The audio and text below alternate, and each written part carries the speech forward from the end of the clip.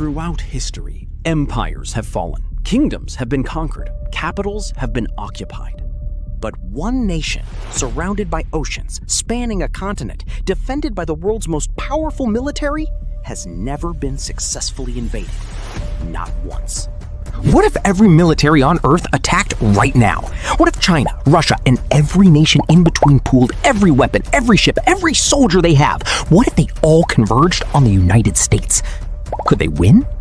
Most people think the answer is obvious. America has the strongest military. America wins. But that's not actually why America is impossible to invade. In fact, that's not even close to the real reason. The real reason is something far older, far more powerful, and infinitely harder to defeat than any weapon. The answer is geology. First, there's the Atlantic Ocean, 3,200 miles of water separating America from Europe. That's farther than the entire width of Russia. To move an invasion force across that distance, you need ships. Thousands of them. Transport vessels, escort ships, supply carriers. Even with modern logistics, crossing takes weeks. In that time, your fleet is exposed, vulnerable. Atlantic hurricanes can appear with 12 hours' notice. Winter storms sink modern cargo ships regularly. A fleet carrying millions of soldiers? It's a floating disaster waiting to happen. The Allied invasion of Normandy, the largest amphibious operation in history, took 6 years to plan. They only had to cross 21 miles. America's barrier is 150 times wider. But here's the shocking part. Here's what changes everything. The oceans, they're actually the easy part. Because once you land on the coast, you face something far, far worse. And this is where the invasion collapses. Let's say the fleet made it. Against impossible odds, it crossed the Atlantic and reached American shores. Now comes the moment that will end the invasion before it truly begins.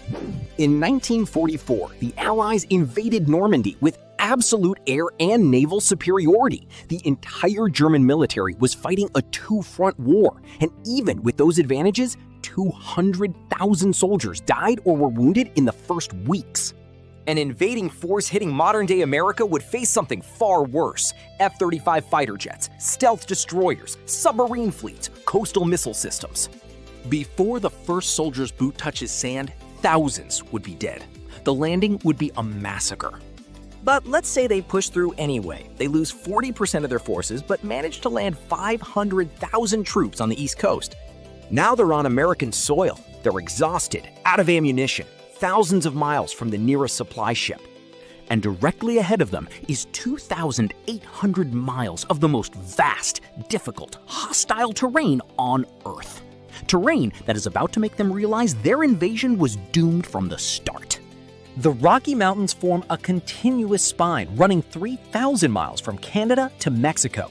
But unlike the Alps, which soldiers have crossed for centuries, the Rockies are steeper, higher, more brutal. The highest passes exceed 12,000 feet. In winter, temperatures drop to -40 Fahrenheit. Supplies that take days to move on flatland take weeks in mountains. An army of 500,000 soldiers moving through mountain terrain? They can only advance in columns, on narrow passes, single roads. Easy to block, easy to destroy. But there's something even worse than the mountains. These rivers. The Mississippi River system, the Missouri River, the Arkansas River, the Colorado, the Hudson. America has more navigable rivers than any other nation on Earth. They crisscross the continent like arteries. During the Civil War, the Union understood something fundamental. Whoever controlled the Mississippi River controlled the continent. The war lasted 4 years.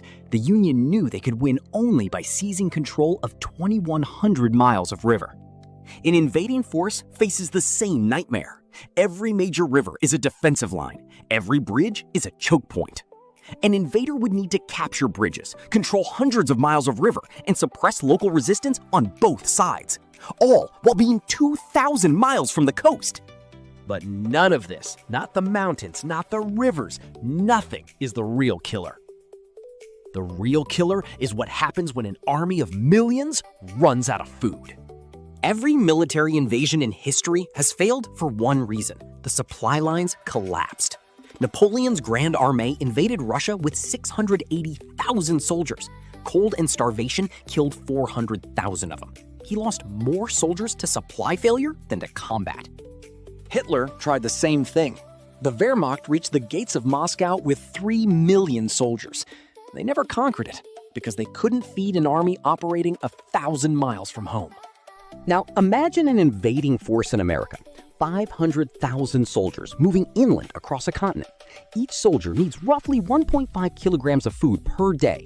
That's 750,000 kilograms per day. That's 750 metric tons of food consumed by your army every single day. Where does this food come from? Option 1, send supply ships across the Atlantic. But you've already lost half your fleet to American defenses.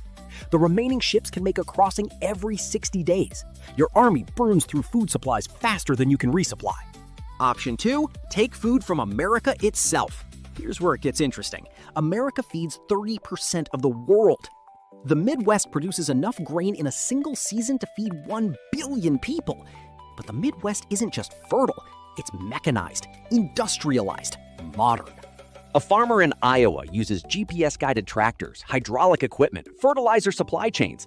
Modern agriculture is a system, not a resource you can just take. You can't occupy a farm and get food. The equipment breaks, the workers refuse to cooperate, the supply chains collapse. The system that produces America's food only works when America owns it. An invading army would have to occupy not farms, but the entire agricultural industrial complex. Fertilizer plants in Louisiana, equipment factories in Illinois, seed suppliers scattered across the heartland. Occupy all of that with 500,000 soldiers spread across millions of square miles? Impossible. But there's something even bigger. Something that makes feeding an army look like a minor problem. America doesn't just produce food, America produces weapons. During World War II, while fighting on 2 continents, America manufactured 297,000 aircraft, 102,000 tanks, 2.4 million machine guns in one country in 4 years. That industrial capacity is built into America's geography. Iron ore in Minnesota, coal in Appalachia, which contains more coal reserves than the entire Middle East contains oil. Copper in Montana, aluminum in the Pacific Northwest, oil in Texas. These resources are scattered across the continent. You can't capture them all. You can't control them all. So an invading force faces a nightmare. You can't feed your army from external supplies. You can't feed your army from American farms. You can't take industrial resources. You can't manufacture replacement weapons because you don't control the means of production. Your army is slowly dying, starving, running out of ammunition, facing an armed population that gets stronger every day while you get weaker. This is the scenario that has broken every continental invader in history. And there's one final thing they haven't considered. What makes America unconquerable is not that these obstacles exist separately, it's that they exist together, as a system, as a unified continental organism. The Atlantic Ocean delays invaders long enough for the interior to mobilize. The Rocky Mountains fragment military forces and break supply lines. The river systems cut the continent into compartments, making total occupation impossible. The agricultural capacity feeds the population that resists invasion. The industrial capacity arms them.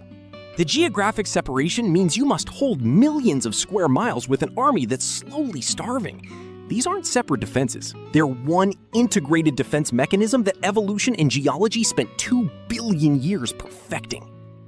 This pattern isn't unique to America. Throughout history, no continental superpower has ever been successfully invaded by foreign forces. Not Rome, not the British Empire, not Russia, not the Soviet Union. The only way these empires fell was from within. Geography doesn't prevent internal revolution. Geography prevents invasion. We talk about American military power, the aircraft carriers, the fighter jets, the submarines. But that's a distraction. That's like saying a fortress is strong because of its cannons, while ignoring that the fortress is built on top of an impenetrable mountain. The cannons matter, but the mountain is permanent. Weapons can be destroyed, fleets can be sunk, but you cannot defeat a continent. America's real defense is written in stone, in the shape of mountains that took 80 million years to form, in the width of oceans that took billions of years to create, in the fertility of soil built from millions of years of geological processes. No human force can undo geology. No invasion can rewrite continental geography. Satellite view of North America at night? City lights glowing, showing human civilization built on and powered by geography. This is why no foreign power has ever successfully invaded the continental United States. It's not because America is always watching. It's not because America is always strong.